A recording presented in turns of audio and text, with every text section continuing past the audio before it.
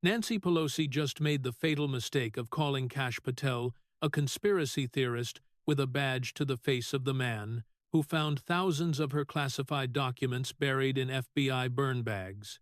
Documents about her party, documents about her allies, and one file with financial patterns that traced directly back to her family.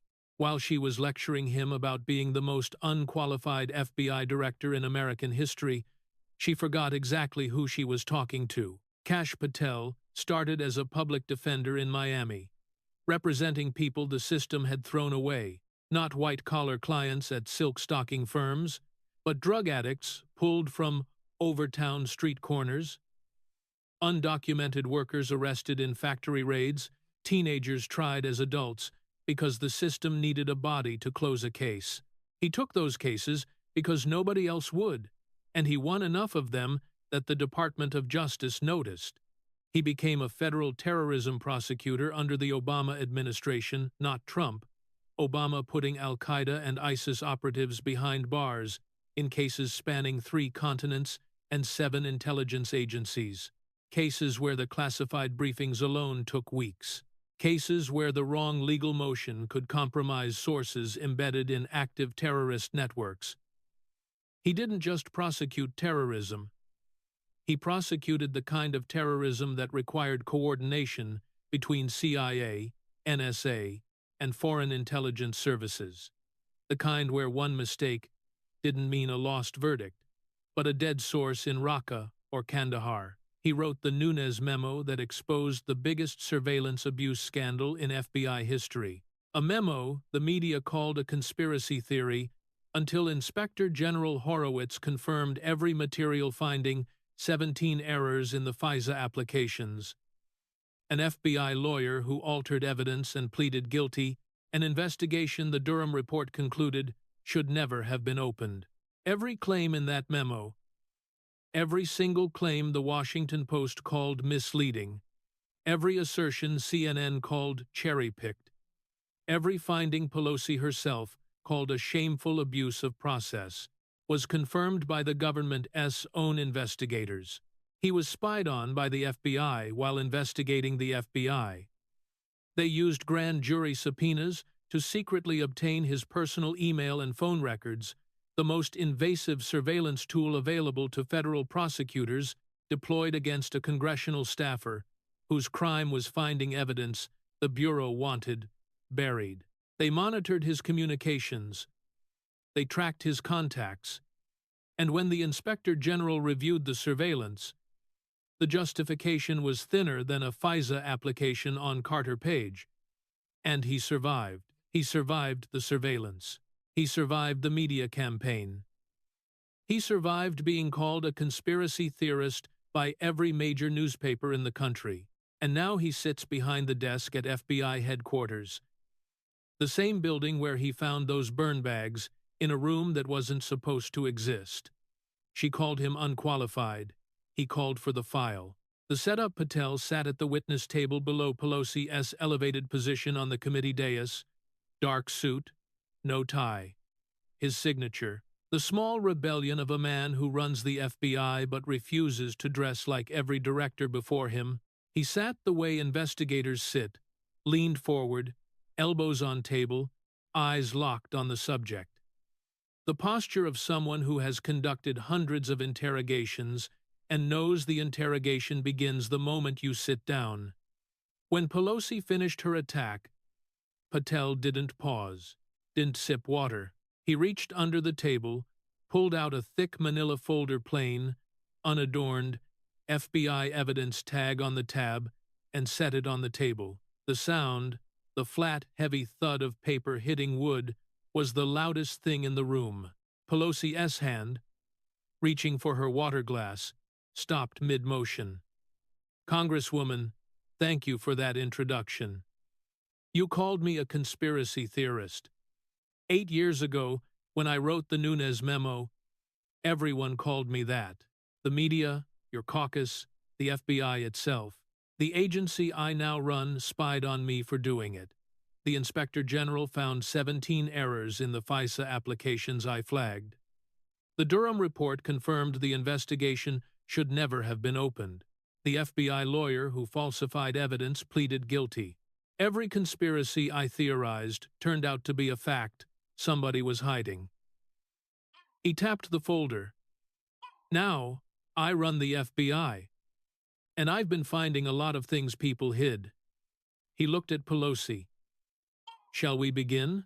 Smash that like button, because you are about to watch the man who was spied on by the FBI for investigating the FBI, who is now the FBI, open a case file on the most powerful woman in American political history on live television. No burn bag is big enough to make this disappear. The Senate Judiciary Committee hearing on FBI reform and institutional oversight had been designed by Democrats as a takedown. Former Speaker Nancy Pelosi, serving her final term in Congress, had been invited to testify against Director Patel's sweeping reforms, the decentralization of headquarters staff, the redeployment of agents to field offices, the reopening of crossfire hurricane-related cases, and the investigation of classified documents found hidden in burn bags inside a previously unknown room at FBI headquarters. The hearing room itself told the story of the power imbalance. Pelosi sat on the elevated committee dais, a marble platform designed to project authority downward, the same physical arrangement that had allowed senators and senior members to look down at witnesses for over a century. Patel sat below at the witness table, in the position traditionally reserved for subjects being questioned. The architecture was supposed to communicate hierarchy. It communicated something else entirely: a woman who needed height to project authority, and a man who projected it from a folding chair. The Attack Pelosi's opening statement was 8 minutes of polished devastation. She delivered it standing, because Nancy Pelosi always stood when she wanted to command a room. She adjusted the microphone with the practiced ease of someone who had addressed thousands of press conferences, and she looked down at Patel with the expression she had perfected over 4 decades, the expression that communicated without words, that the person she was looking at was beneath her consideration. Director Patel, she began, and the speaker's cadence filled the room like an instrument she had played for 40 years. Let me be direct. You are, by any objective measure, the most unqualified person to hold the office of FBI Director in the history of this republic. She let the word land. Unqualified. Your predecessor, Christopher Wray, was a former Assistant Attorney General who oversaw thousands of cases. Robert Mueller was a decorated Marine and federal prosecutor. James Comey, whatever our disagreements, led the Southern District of New York. Louis Freeh was a federal judge. William Sessions was a federal judge. These were serious men with serious credentials. She looked at Patel the way a university president looks at a student who has wandered into the wrong lecture hall. You wrote children's books. Director. Children's books about a character called King Donald, who battles villains with the help of a magic wizard. You promoted QAnon conspiracy theories on podcasts. You signed copies of your books with the QAnon hashtag WWG1WGA. You proposed, and I quote, turning FBI headquarters into a museum of the deep state. She pointed at him from the elevated dais, the gesture of a woman who had pointed at hundreds of political opponents and watched each one diminish under the weight of her authority. The Federal Bureau of Investigation was built by career professionals who dedicated their lives to protecting this nation. Agents who infiltrated the mafia. Agents who dismantled domestic terrorism networks. Agents who prevented attacks on American soil that the public will never know about because the agents did their jobs too well for the threats to become visible. You are dismantling their legacy. You are firing career agents. You are relocating headquarters staff to punish those who don't demonstrate sufficient loyalty to one man. You are reopening closed cases not because new evidence demands it, but because political revenge demands it. Her voice rose to the practiced crescendo that had silenced hundreds of congressional debates. You are not a law enforcement professional, Director.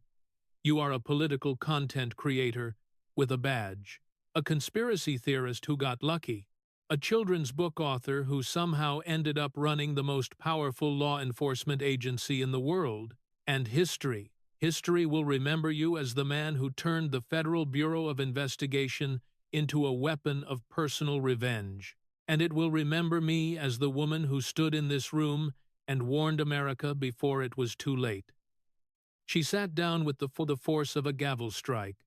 Applause erupted from the Democratic side of the dais, sustained, deliberate applause that was as much a political statement as Pelosi's words had been. Two Democratic senators nodded visibly. A progressive journalist in the gallery was already typing, "Pelosi just destroyed Patel. This is historic." The tweet had 3,000 retweets before Patel opened his mouth. The counter-offensive Patel had not moved. He sat in the investigator's forward lean, taking notes. Quick, efficient shorthand. When the applause faded, Chairman Grassley nodded toward him. "Director, you've been addressed directly. Would you like to respond?" Patel set his pen down. "Congresswoman, you covered a lot of ground. Children's books, QAnon, career agents, history. Very thorough. But I notice you didn't mention my actual career. Any of it. So, let me fill in the gaps." He spoke from memory. The way prosecutors present credentials before a jury.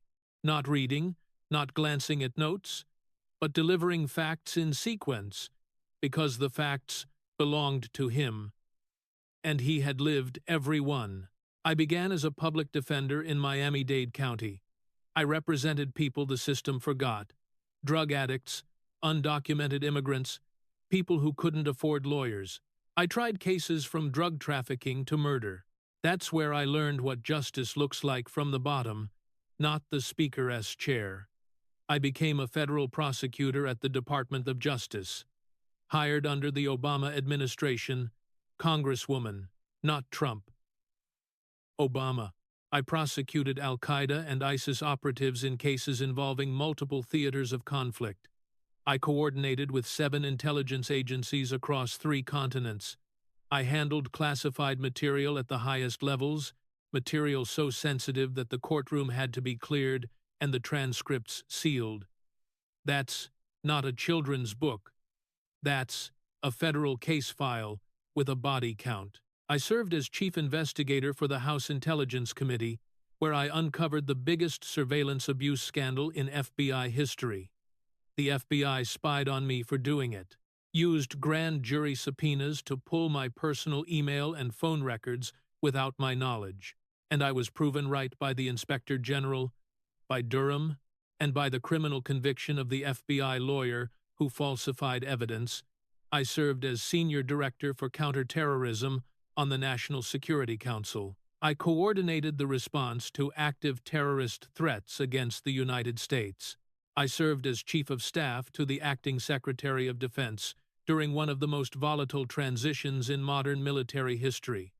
And now I run the FBI. He looked at her. So when you call me unqualified, you redescribing a public defender, federal terrorism prosecutor, congressional investigator, NSC, counterterrorism director, and Defense Department Chief of Staff. If that's unqualified, I'd love to hear your definition of qualified. He opened the manila folder. But we're not here to discuss my resume. We're here because the FBI has been documenting financial patterns in Congress. And one of those patterns has your name on it. Section 1. Financial Profile. Section 1. Subject Financial Profile. Patel read from the file the way FBI agents present evidence to grand juries. Flat, precise, clinical. Each fact stated as fact. Each number cited with its source. The tone was not dramatic, it was investigative, and the investigative tone was more devastating than any dramatic delivery could have been, because it treated Nancy Pelosi's financial history not as a political scandal, but as a case under active review. Subject Nancy Patricia Pelosi, née D'Alessandro. Entered Congress 1,987. Congressional salary $174,000 per year. Current estimated net worth in excess of $200 million. Portfolio growth since entry to Congress approximately 930%. He looked up. For context, the S&P 500 returned approximately 700% over the same period. Warren Buffett averaged roughly 200%. Your family outperformed Warren Buffett by a factor of 14. As a former federal prosecutor, when I see returns 14 times better than the best investor alive, my first question isn't how. It's what did they know that nobody else knew? Because that kind of outperformance doesn't come from skill. It comes from information. He turned to the chronological compilation, June 2022.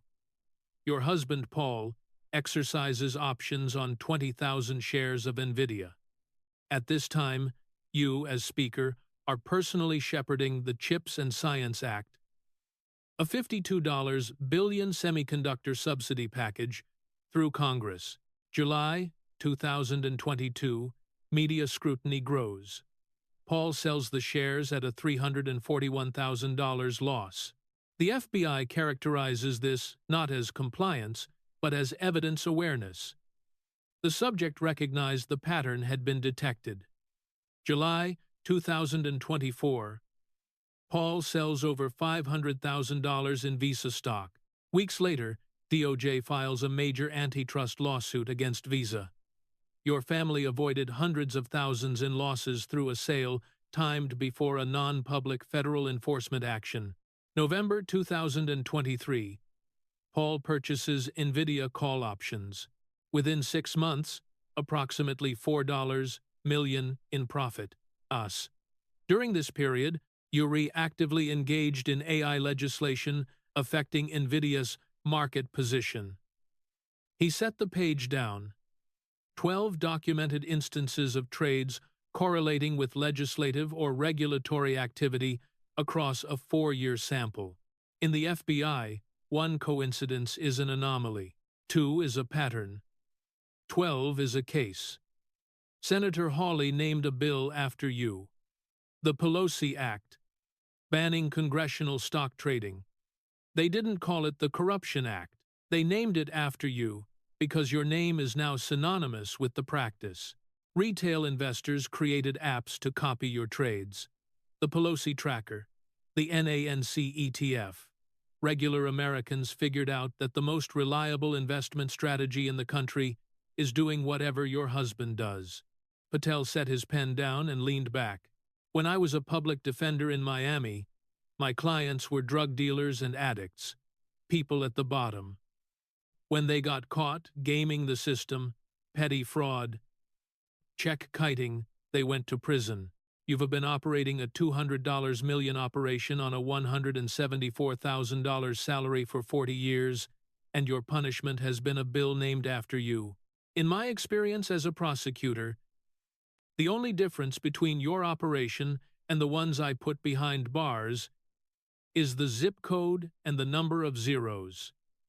Pelosi's fingers drummed the table, not the controlled rhythm of political patience, but the agitated, irregular pattern of someone hearing their financial history read in FBI case file format for the first time. This wasn't a newspaper story. This was how investigations begin. Section 2. Pattern of activity. Section 2. Patel said. Pattern of activity. In FBI investigations, we look for patterns, repeated behaviors that suggest intent rather than accident. Section 2 documents 2 events that reveal a pattern of leveraging national security decisions for financial and political benefit.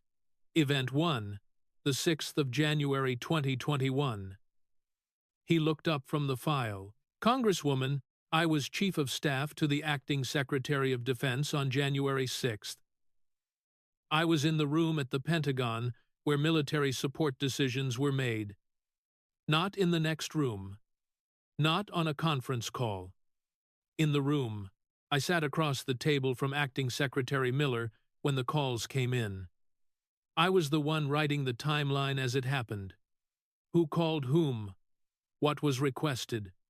What was authorized? What was delayed? When I discuss the security posture at the Capitol that day, I'm not reading from a briefing summary prepared by staff. I'm not citing a committee report written months later. I am a first-hand participant in the military chain of command.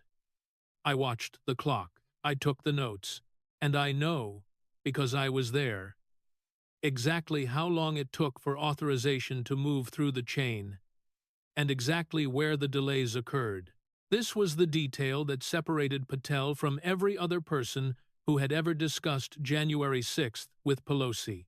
Every previous questioner had worked from reports, from transcripts, from second-hand accounts filtered through staff and counsel. Patel was there. He wasn't citing the timeline. He wrote the timeline. Capitol Police Chief Stephen Sund requested National Guard support before January 6th, multiple times. Those requests went through the Capitol Police Board, which includes the House Sergeant-at-Arms, who reported to your office. On the defense side, we were ready. I know, because I was coordinating. The National Guard was available. Secretary Miller had pre-authorized deployment.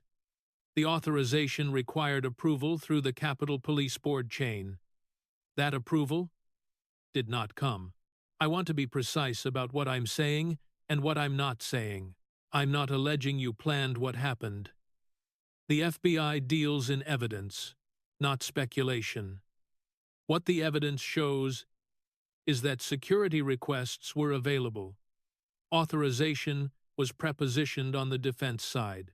Your chain of command did not act on them, and the resulting crisis became the most politically and financially profitable event of your career. Post-January 6th. Second impeachment under your leadership. January 6th Select Committee with members you personally selected, including the unprecedented step of rejecting the minority party's nominees and handpicking Republican members yourself. Fundraising, generating hundreds of millions for Democratic campaigns. Your institutional power consolidated, not diminished. A crisis that you had the institutional authority to mitigate became instead the foundation of the most successful political operation of your career. That's not a conspiracy theory, Congresswoman. That is a timeline. Event 2 Taiwan. August 2022. Your husband held significant NVIDIA positions. Call options, giving him leveraged exposure to semiconductor price movements. NVIDIA's value is directly tied to semiconductor supply chains running through Taiwan. Specifically, TSMC, Taiwan Semiconductor Manufacturing Company, fabricates NVIDIA's most advanced chips. Any disruption to Taiwan's stability is a direct threat to NVIDIA's supply chain, and any government response to that disruption, such as, say, a $52 billion domestic semiconductor subsidy, is a direct benefit. You visited Taiwan, highest-ranking U.S. official in 25 years. The intelligence community briefed you before the trip. They told you China would respond with military exercises. They told you the Taiwan Strait would become the most dangerous waterway in the world for weeks. They told you semiconductor supply chain fears would spike globally. You received those briefings. You understood the consequences. You went anyway. China responded with the largest military exercises since the 1996 Taiwan Strait crisis, live fire drills, ballistic missiles over Taiwan, simulated blockade operations, exactly what the intelligence community told you would happen. And in the immediate aftermath, the CHIPS Act, which had been languishing as standard industrial policy, became urgent national security legislation. It passed with bipartisan support within days of your return.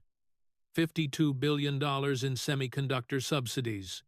Your family was positioned to benefit before you boarded the plane. In the FBI, when a subject takes an action they were warned would cause a specific outcome that benefits them financially, we document it as consciousness of financial motivation. It's the kind of pattern that keeps case files open. Pelosi leaned into her microphone. Director Patel, this is precisely the kind of weaponization, Congresswoman, Patel said, his voice carrying the flat calm of someone who has been interrupted by people far more dangerous than a former Speaker of the House.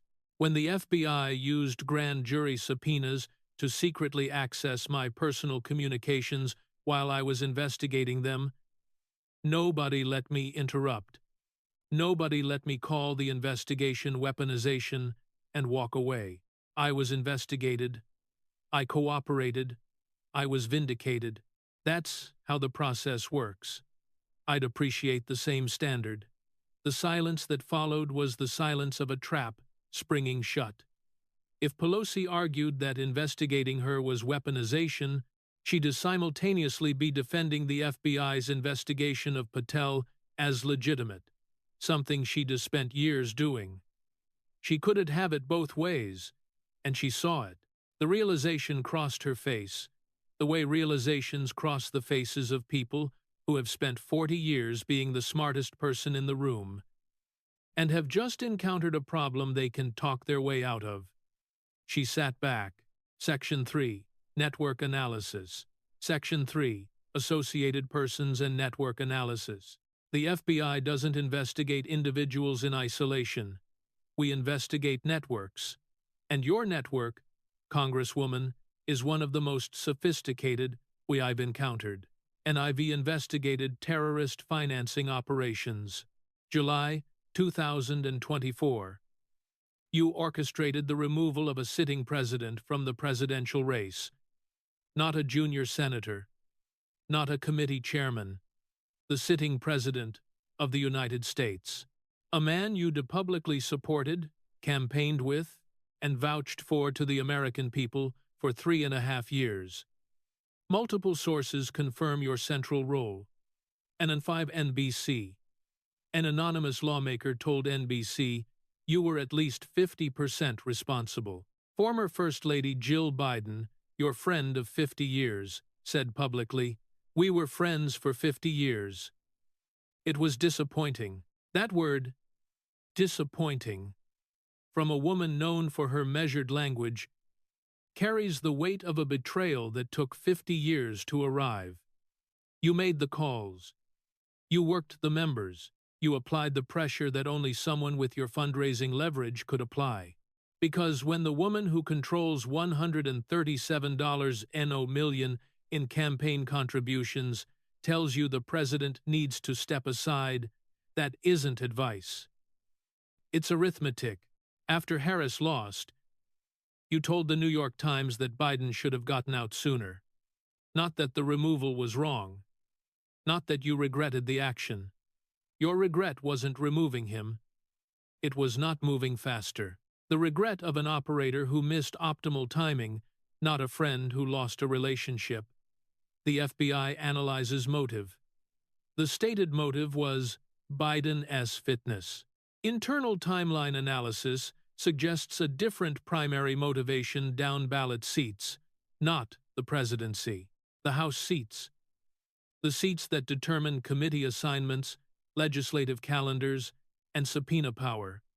The institutional architecture. Because without the House, there are no committee chairs. Without committee chairs, there's no legislative calendar control. And without calendar control, there's no mechanism for timing legislation to benefit the trading operation documented in Section 1. You didn't remove a president to protect democracy. You removed him to protect the architecture of power that made your trading operation possible. He listed the network structure without a diagram, just facts. FBI style. The way agents present organizational charts in racketeering cases. During your tenure as Speaker, you simultaneously controlled committee assignments for 435 House members, deciding who sat on financial services, who sat on armed services, who had oversight over the agencies regulating the industries your family traded in, the legislative calendar, deciding which bills came to the floor and when, which meant deciding when market-moving legislation became public. The Capitol Police Board through the House Sergeant-at-Arms, who reported to your office and whose chain of command failed on January 6th. A fundraising apparatus exceeding $137 million per cycle, money that flowed to members who followed your lead and dried up for those who didn't, and media access through the Speaker-s press operation, controlling which narratives reached the public and when. When one individual controls legislation, security, fundraising, personnel, and media, and that same individual's family runs a trading operation correlating with legislative activity, the FBI classifies that as a unified control concern. It's the kind of structure we typically encounter in organized crime investigations, not because you're a criminal in the traditional sense, because the organizational structure is functionally identical. Pelosi's hand moved under the table. Patel tracked it, the way investigators track subjects' hands, an instinct from years of working cases where concealed hands meant concealed intentions. Congresswoman, I notice you reaching for your phone. In my experience, subjects reach for their phones when they want to call their attorney. If you need counsel, we can recess. But I have 2 more sections. Her hand came back up empty, both hands flat on the table, the gesture of someone demonstrating transparency while calculating how much to conceal. Section 4, Consciousness of Guilt. Section 4, Consciousness of Guilt. The FBI looks for behaviors indicating a subject knows the rules and chooses to break them. Not by accident, by calculation. September 2020, San Francisco. Every salon in the city closed by COVID restrictions. Restrictions you publicly championed, voted for, and told the American people were necessary to save lives. Small business owners, hairdressers, barbers, nail technicians, people who built their livelihoods with their hands, shuttered their shops because the Speaker of the House told them it was their patriotic duty. Security camera footage showed you inside e-salon, receiving a full blowout without a mask, in a business legally required to be closed, walking through the doors of a salon that every other San Franciscan was told they could not enter. When caught, when the security camera footage surfaced, your response was not to apologize. It was not to acknowledge the hypocrisy. Your response was to blame the salon owner. You said you were set up. The woman who followed your rules by closing her business, who was losing income every day because she obeyed the restrictions you championed, was the one you accused when you were caught breaking them. The salon owner, Erica Kius, received death threats. She eventually closed the business and left San Francisco. The person who followed the rules lost her livelihood. The person who broke the rules remained Speaker of the House. In the FBI, we call that consciousness of guilt, with blame displacement. The subject knows the rule, breaks it, gets caught, and redirects blame to whoever exposed them. One of the most reliable behavioral indicators we track. In 2 decades of investigations, I have never seen a cleaner example. Then, the French Laundry. Governor Newsom's birthday dinner, indoor dining at $350 per person at a 3 Michelin star restaurant in Napa Valley during indoor dining restrictions. The photographs showed a table of California's most powerful people sitting indoors, maskless, shoulder to shoulder, while the restaurants in their districts were boarded shut and their constituents were eating alone. Rules for the public. Exceptions for the powerful. Patel set the behavioral section aside and leaned forward, the shift from FBI director reading a file to a former public defender who remembered what rules looked like from the bottom. I want to share something personal. When I was a public defender in Miami, I represented a man, I'll call him Carlos, who was arrested for keeping his barbershop open during a shutdown order. Carlos had 3 children. His wife worked at a hotel that had laid off its entire cleaning staff. The family had one income source: the barbershop his father opened in 1979 after leaving Cuba with $11 and a Barber-S license. Carlos opened because if he didn't cut hair, he couldn't pay rent. Not next month, that month. Arithmetic, not ideology. He wasn't making a political statement. He was making payroll for 3 employees who depended on him the way his father's customers had depended on his father. Code enforcement cited him. The fine was $4,500, more than a month's net income from the shop. The judge added it to back rent he already couldn't afford. Carlos eventually lost the shop. The building his father had worked in for 41 years, the same barber chair, the same mirrors, the same photographs of customers from the 1980s on the wall, was emptied in a single afternoon. 41 years of a family legacy packed into boxes because a man who cut hair couldn't afford the fine for cutting hair. You opened a salon that was supposed to be closed. Same rule. Same kind of restriction. Same city. Same state. Same pandemic. You didn't get a fine. You got a news cycle. And then it disappeared. Within a week, the story was buried under the next controversy, and you were back at the podium telling Americans to follow the restrictions. Carlos lost his father's barbershop because he was desperate. You got your hair done because you were entitled. He lost his livelihood. You blamed the salon owner. And while Carlos lost his shop, while millions of Americans lost businesses under restrictions you championed, your husband's portfolio included significant positions in companies enhanced by lockdown conditions. Amazon, Apple, Microsoft, CrowdStrike, companies whose stock prices rose precisely because the restrictions you championed drove economic activity online. Technology companies, e-commerce platforms, streaming services, remote work infrastructure, every sector that benefited from keeping America locked down. The American economy lost $3.7 trillion during the pandemic. Small businesses closed at a rate not seen since the Great Depression. The barbershop economy, the Carlos economy, the economy of people who work with their hands, was devastated. Your family's portfolio grew by approximately $40 million during the same period. Rules for them, returns for you. Pelosi turned her face slightly from the camera, a quarter turn, breaking direct eye contact with the lens for the first time in the hearing. In 4 decades of public life, Nancy Pelosi had never voluntarily looked away from a camera. The camera was her instrument, her ally, the tool she wielded the way prosecutors wield evidence and generals wield maps. To look away was to surrender the frame. And Nancy Pelosi did not surrender frames. She surrendered this one. Patel noticed, of course he noticed, he'd spent 20 years watching subjects' body language in interview rooms. The involuntary tells that no amount of political training can suppress. Congresswoman gaze aversion. During evidence presentation, discomfort indicator. I've seen it in hundreds of interviews. Usually means the subject recognizes the evidence is accurate and cannot be contested. He paused.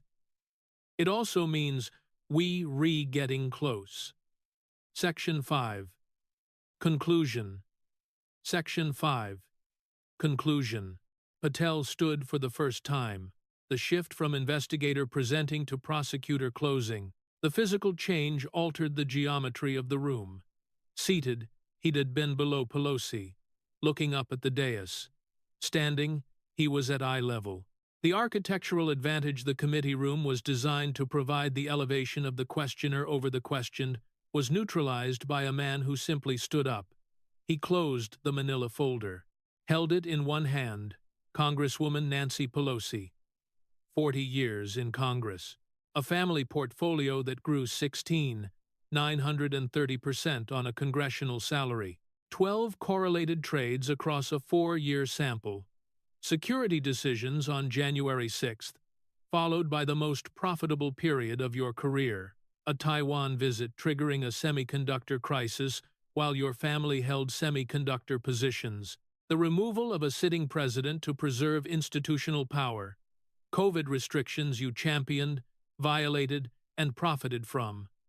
These are documented patterns. Financial disclosures, FEC filings, Capitol Police Board records, intelligence assessments, and FBI case file materials recovered from burn bags inside my own headquarters. His voice changed. Not louder, heavier. The voice of a man about to describe something that disturbed him not politically, but institutionally, the way a doctor's voice changes when describing a pathology that shouldn't exist. Speaking of burn bags, let me tell you what I found when I took over the FBI. When I became director, I ordered a comprehensive inventory of all sensitive documents at headquarters, standard procedure for any incoming director. You want to know what S in the building you now run. During that inventory, my team discovered a sensitive compartmented information facility, a SCIF, that did not appear on any official floor plan, a room that, according to facilities records, did not exist. It was located in a sub-corridor that wasn't included in the standard building directory. No signage. No standard access log. A key card reader connected to a system that wasn't part of the building's primary security network. My facilities team walked past the door twice before an agent noticed the lock was newer than anything else on that corridor. Inside that room, we found multiple burn bags, the kind used to destroy classified documents.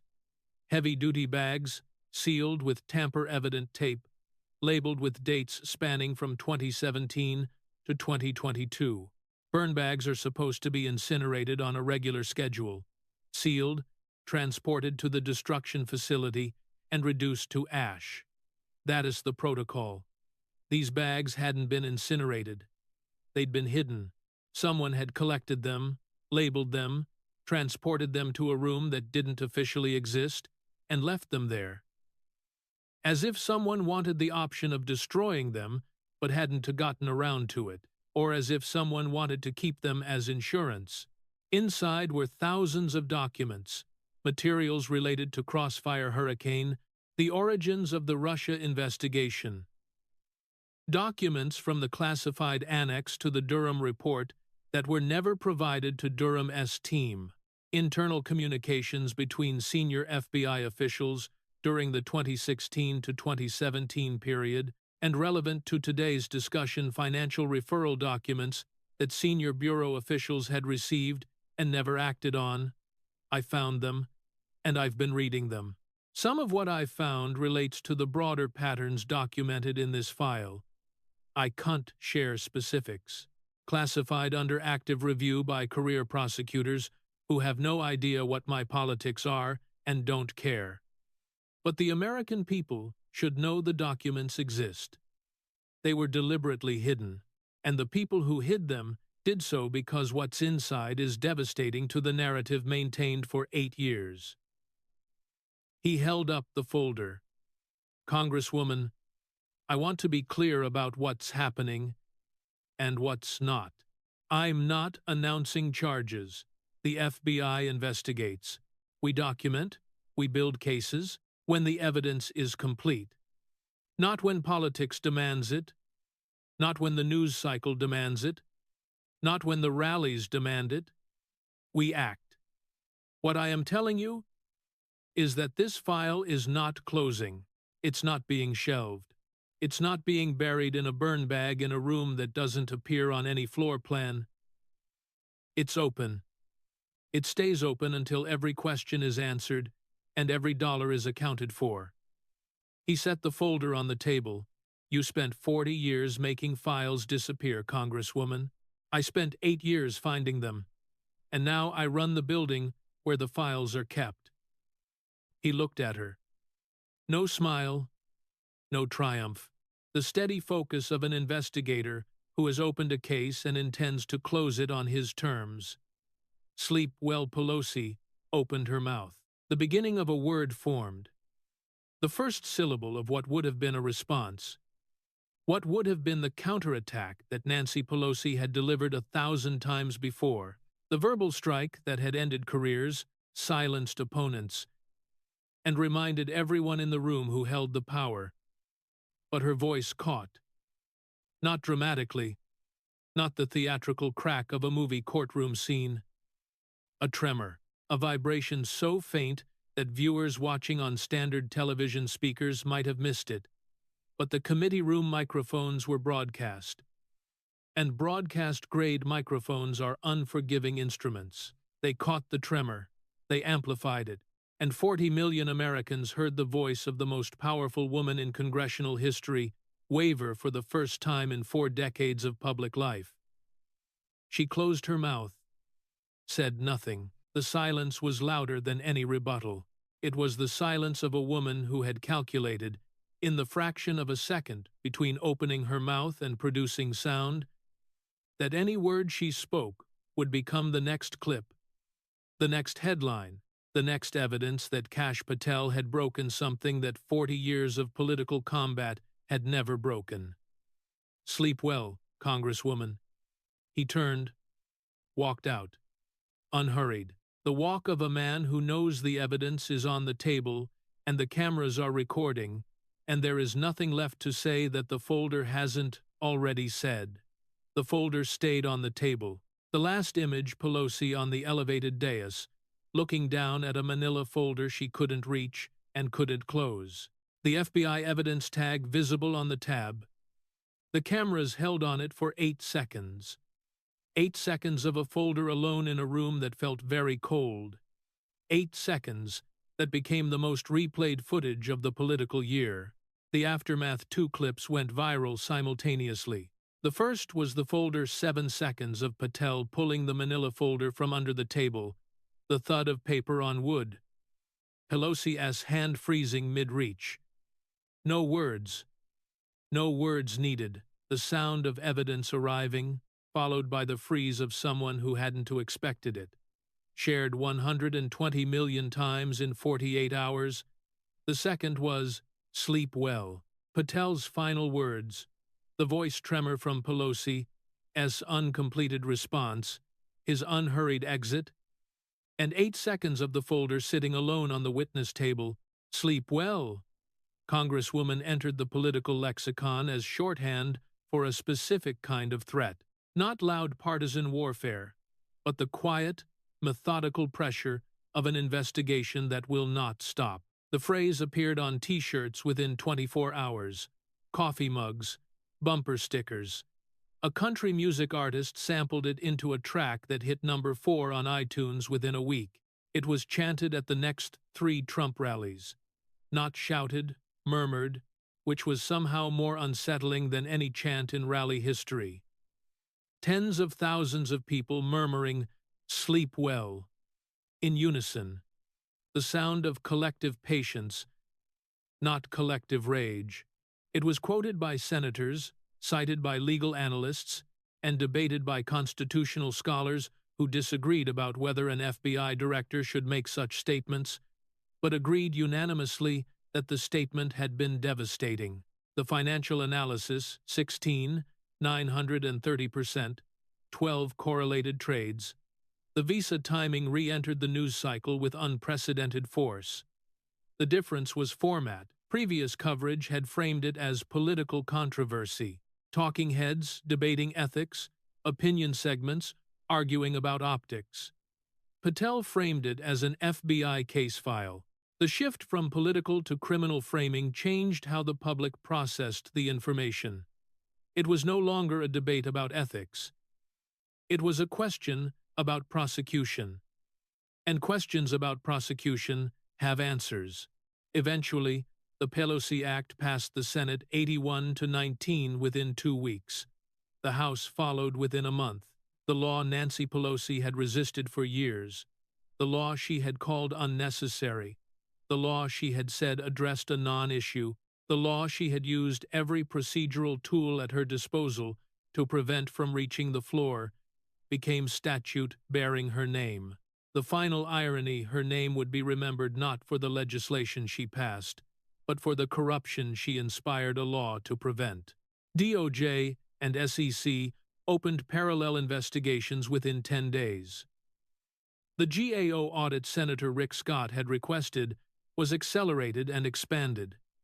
Legal analysts noted that the combined apparatus, FBI, DOJ, SEC, GAO, represented the most comprehensive financial scrutiny ever applied to a sitting member of Congress. 4 separate federal entities, each with independent subpoena power, each with career staff who would outlast any political cycle.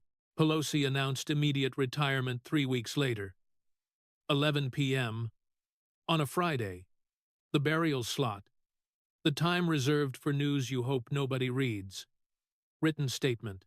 No cameras, no press conference, no final floor speech.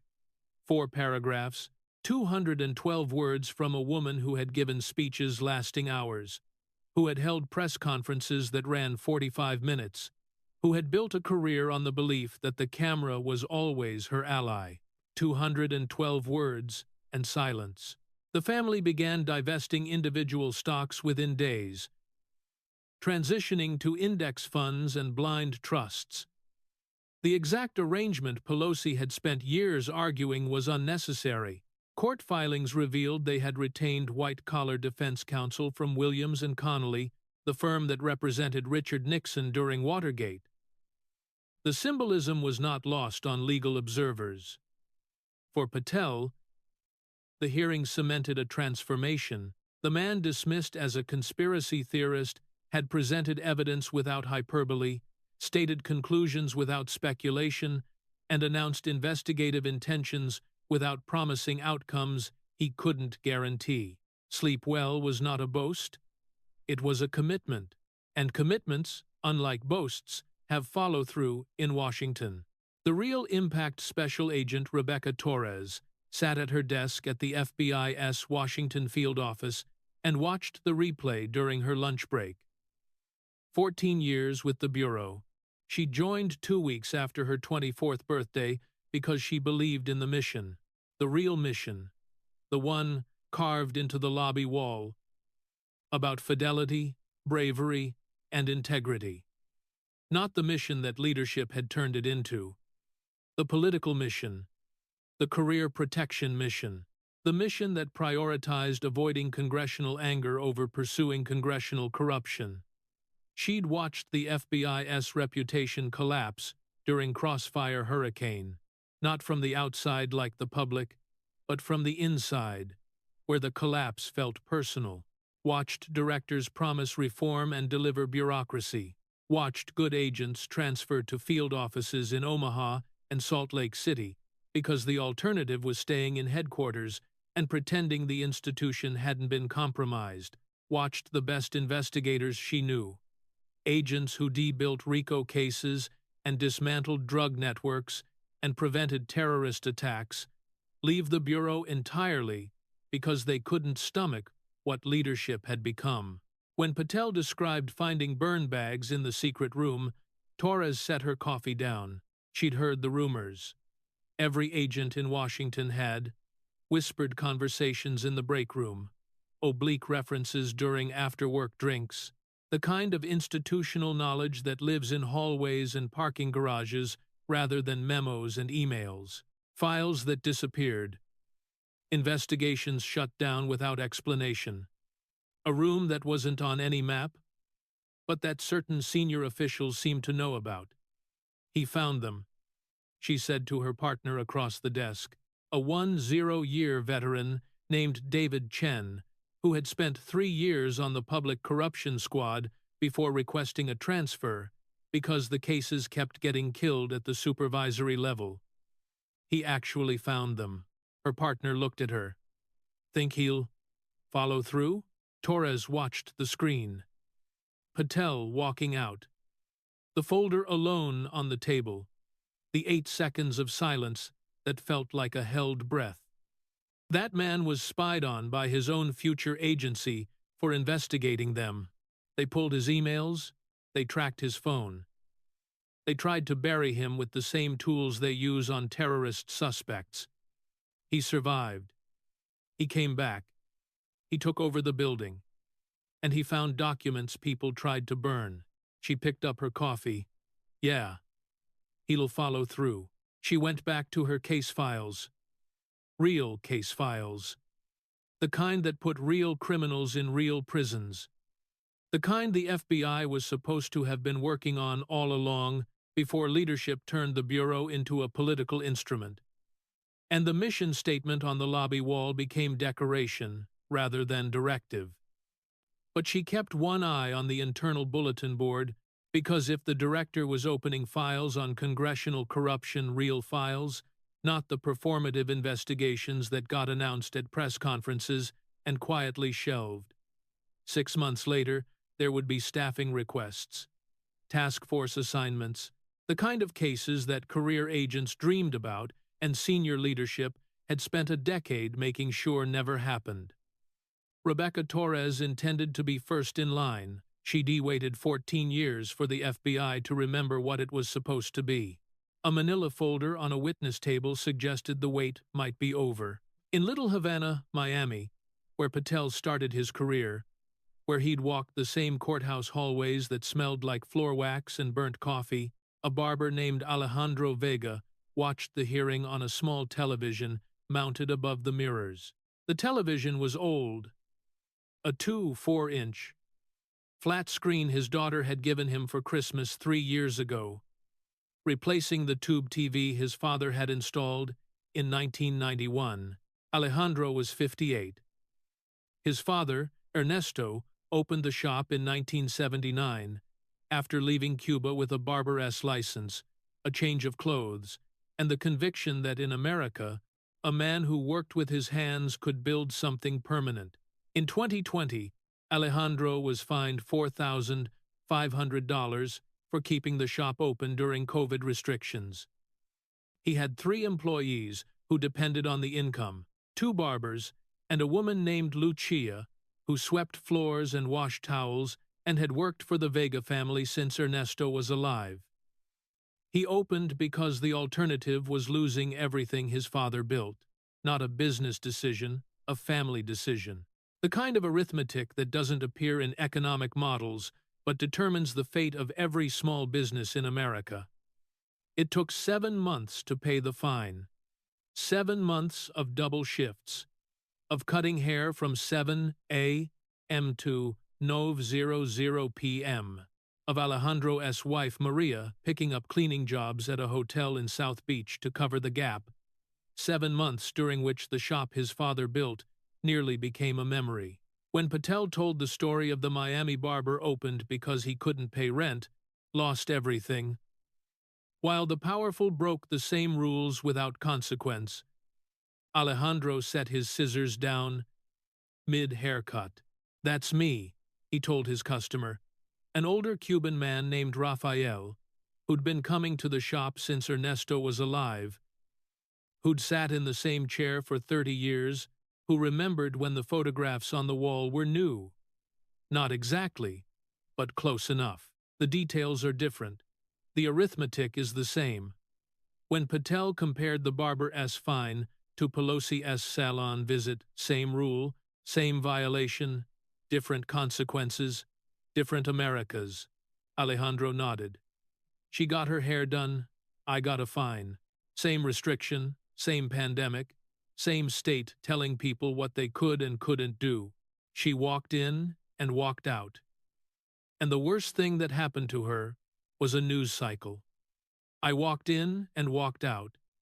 And the worst thing that happened to me was almost losing my father's shop.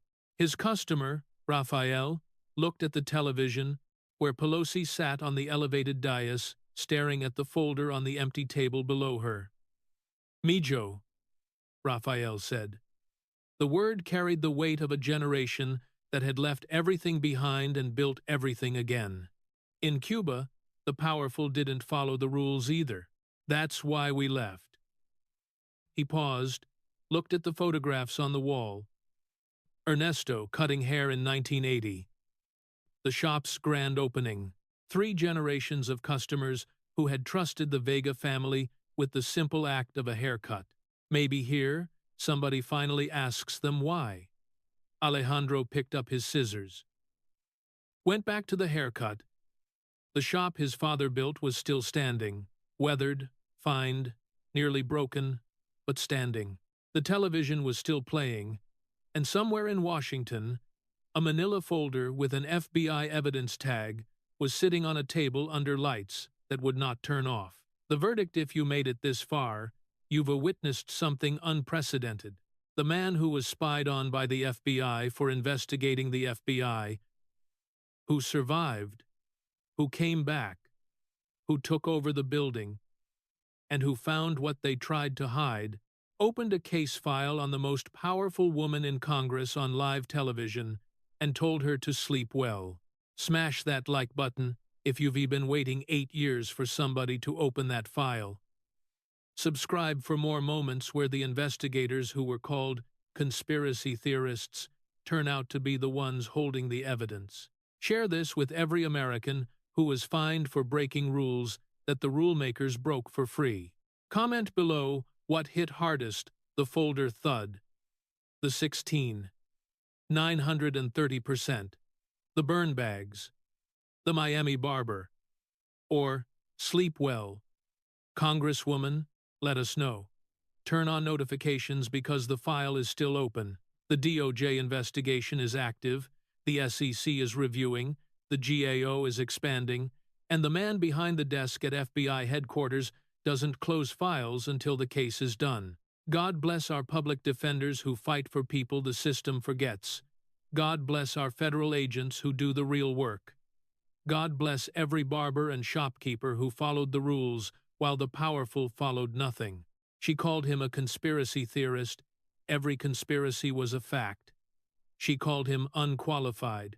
He ran counterterrorism under Obama. She called him a political operative. He found her secrets in burn bags inside his own building. He opened one folder. She lost 40 years of composure. The file stays open.